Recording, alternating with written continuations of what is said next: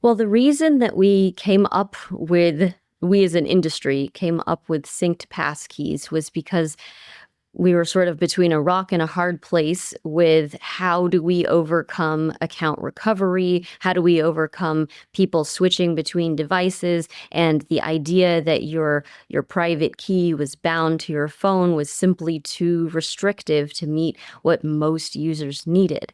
And so synced passkeys were supposed to be the way forward, but the security questions that it opened up, data provenance, key provenance, and if I could just airdrop my key to you, then how can we really rely on this passkey for security? And NIST brought up a lot of questions around if we don't have user verification at the time that we're using the passkey, then how do we know, is it Jim or Jeff that's using this passkey? And so what we are unfolding on stage with Bill as well as Pedro Martinez from Talus, also a depth of experience in the financial regulatory banking area, is how are regulators seeing this? And in fact, what we're seeing is that the payment providers are just going backwards and they're saying, okay, if we're using a passkey, we're going to have device binding, which is sort of like the opposite of why did they even go to passkeys in the first place?